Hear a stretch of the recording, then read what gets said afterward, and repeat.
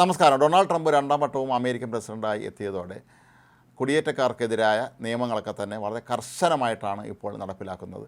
അനധികൃത കുടിയേറ്റക്കാരെ വിലങ്ങ് വെച്ച് വരെ വിമാനങ്ങളിൽ നാട് കടത്തുന്ന ദൃശ്യങ്ങളൊക്കെ നമ്മളെല്ലാവരും കണ്ടതാണ്. ആഗോളതലത്തിൽ തന്നെ ഇതിനെതിരെ വിമർശനവും ഉയർന്നതാണ്. എന്നാൽ ഇതൊന്നും വകവയ്ക്കാതെ ഡൊണാൾഡ് ട്രംപ് ഇപ്പോഴും തൻ്റെ ശക്തമായ നിലപാടുകളുമായി മുന്നോട്ട് പോവുകയാണ്. അനധികൃത കുടിയേറ്റം ഒരു കാരണവശാലും അനുവദിക്കില്ല എന്ന് തന്നെയാണ് ഡൊണാൾഡ് ട്രംപ് പറയുന്നത്. ഏതായാലും ഇതിൻ്റെയൊക്കെ ഒരു പ്രത്യാഘാതമായിട്ടാണോ എന്നറിയില്ല, ഒരു ഇന്ത്യക്കാരനെ അമേരിക്കൻ എംബസി വിസ നിഷേധിച്ച വാർത്ത ഇപ്പോൾ സമൂഹ മാധ്യമങ്ങളിലെങ്ങും തന്നെ ചർച്ചയാവുകയാണ്.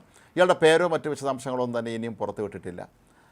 ഈ ചെറുപ്പക്കാരൻ ഡൽഹിയിലുള്ള അമേരിക്കൻ എംബസിയിൽ വിസയ്ക്കായി അഭിമുഖത്തിനായി എത്തുന്നു.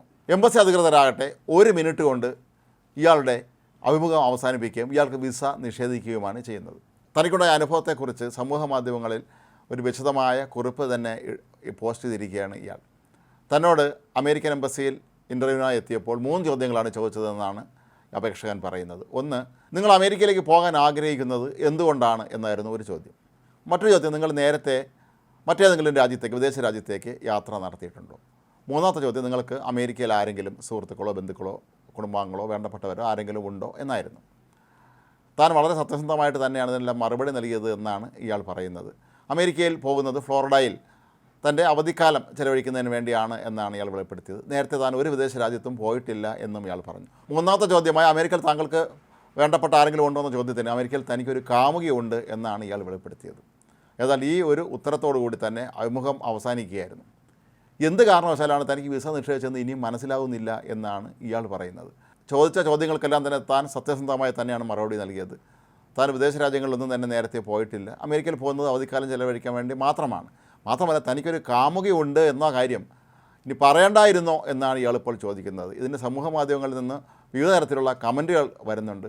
എങ്കിലും യുവാവ് തൻ്റെ നിലപാടിൽ ഇപ്പോഴും ഉറച്ചു നിൽക്കുകയാണ്. താൻ പറഞ്ഞതൊക്കെ തന്നെ സത്യമാണ് എന്നും തൻ്റെ ഭാഗത്തുനിന്നുണ്ടായ പിഴവ് എന്താണ് എന്ന് എംബസി അധികൃതർ വ്യക്തമാക്കിയിരുന്നുവെങ്കിൽ ഇനി ഒരു തവണ താൻ അഭിമുഖത്തിന് വീണ്ടും അവിടെ പോവുകയാണെങ്കിൽ ആ കാര്യങ്ങൾ ഒഴിവാക്കാമായിരുന്നു എന്നുമാണ് ഇയാൾ പറയുന്നത്. എന്നാൽ അമേരിക്കൻ എംബസി ആകട്ടെ സമൂഹ മാധ്യമങ്ങളിലൊന്ന ഈ ഒരു കുറിപ്പിനോട് ഇനിയും പ്രതികരണം അറിയിച്ചിട്ടുമില്ല. എന്തായാലും ട്രംപ് രണ്ടാം തവണയും പ്രസിഡൻ്റായി എത്തിയോടുകൂടി തന്നെയാണ് ഇത്തരം സംഭവങ്ങൾ ഉണ്ടാകുന്നത് എന്നുള്ളത് 100% ഉറപ്പാണ്. കുറേ നാൾ മുമ്പ് ഫ്രാൻസിൽ നിന്നുള്ള ഒരു ശാസ്ത്രജ്ഞൻ അമേരിക്കയിൽ സന്ദർശനത്തിനായി എത്തിയിരുന്നു. ഇദ്ദേഹത്തിൻ്റെ മൊബൈൽ ഫോൺ പരിശോധിച്ച വിമാനത്താവളത്തിലെ ഇമിഗ്രേഷൻ ഉദ്യോഗസ്ഥന്മാർ ട്രംപിനെതിരായ ചില സന്ദേശങ്ങൾ അതിൽ കണ്ടെത്തിയിരുന്നു. ഇതേ തുടർന്ന് ഇദ്ദേഹത്തെ അമേരിക്കയിൽ ഇറങ്ങാൻ അനുവദിക്കാതെ ഫ്രാൻസിലേക്ക് മടക്കി അയക്കുകയായിരുന്നു. ഫ്രഞ്ച് സർക്കാർ തന്നെയാണ് ഇക്കാര്യം അന്ന് അറിയിച്ചിരുന്നത്. ഏതായാലും ഇന്ത്യക്കാരനായ യുവാവിന് എന്താണ് സംഭവിച്ചത് എന്നുള്ളത് കാര്യം ഇനിയും വ്യക്തവുമല്ല.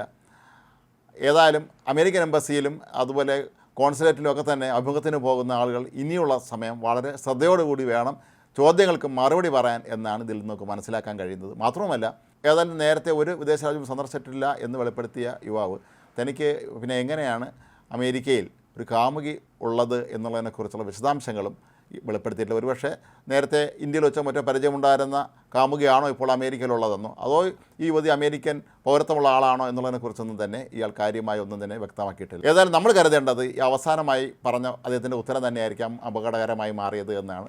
അമേരിക്കയിൽ കാമുകി ഉണ്ട് എന്ന് പറഞ്ഞതോടെ ഇയാൾ ഒരുപക്ഷെ അമേരിക്കയിലെത്തി അവരെ വിവാഹം കഴിക്കുകയാണെങ്കിൽ പിന്നീട് ഇയാൾക്കും അവിടെ വിസ അനുവദിക്കേണ്ടി വരും എന്നുള്ള ആ ഒരു കാര്യം മുൻകൂട്ടി കണ്ടുകൊണ്ട് തന്നെയാണോ ഈ 1 മിനിറ്റിനുള്ളിൽ 3 ചോദ്യം മാത്രം ചോദിച്ച് ഈ അഭിമുഖം അവസാനിപ്പിച്ചത് എന്നാണ് സ്വാഭാവികമായും നമ്മൾ സംശയിക്കേണ്ടത്.